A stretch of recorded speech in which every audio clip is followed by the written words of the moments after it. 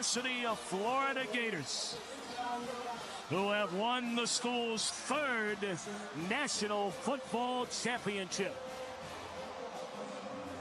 2024 is going to be an interesting year for the Gators, not only because our coach is on the hot seat, you've heard that before, video in the description. Not only do we have possibly the toughest schedule in college football, and we are in the new SEC with Texas and Oklahoma. Ladies and gentlemen, who are these new Gators? Check this out. We're on the grind to 1,000 subscribers, and we can't do that without you. So let's get the video started with a like, subscribe. Make sure you hit that notification bell. In this video, we are going to be breaking down who are the 2024 Gators impact players. Let's get started. All right, Billy Napier, he has a task on his hand this year, but we're not going to talk about that in this video. We're going to talk about the playmakers that we do have. We got Graham Mertz. He's coming back as a senior. He's been battle tested. He's played in big games. He has been in big situations up in Wisconsin in the Big Ten. Nice. When I say nice, speedy, crafty, good route running, and that's just on the offensive side of the ball with the new offensive coordinator. We've been talking for the entire offseason, and everyone has been saying, well, Billy Napier's on the hot seat. I don't think that's necessarily the case. And the reason why I don't necessarily think that's the case is because let's look at a few factors. All right, this is a new SEC. Alabama is still king, although Nick Saban isn't walking through those doors.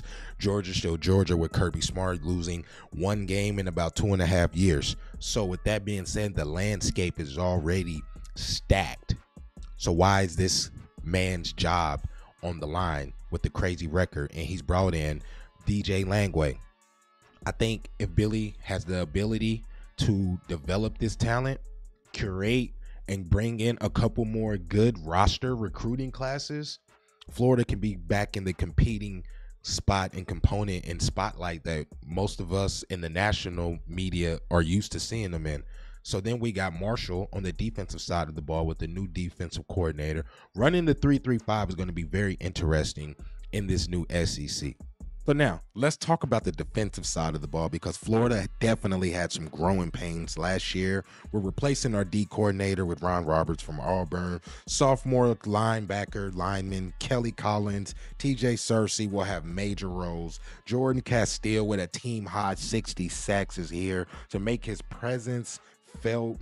And I also think that we're sleeping on the cornerback, fourth-year starter Jason Marshall Jr. I think he's going to make some amazing plays. So if you guys do not know about this Florida team, if you guys have no idea what this team can do, I think a lot healthier. I think with the opportunity, with some opportunistic play calling, with some vintage piss and vinegar style, this team is going to make some plays in this year's SEC. So it's all about health, it's all about scheduling, and it's all about putting players like Marshall, putting people like Jordan, putting some of those transfer D linemen in place to make those big dog plays, to make those big plays on the run that we need to get off the field on third downs. But shifting from playmakers to why his job shouldn't be on the line with the people he's brought in, it's a couple of factors that need to be looked at.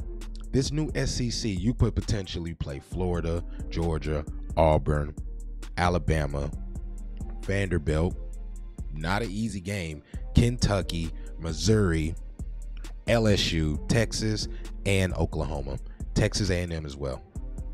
No cakewalks. Add in South Carolina in that mix. These aren't cakewalks, ladies and gentlemen.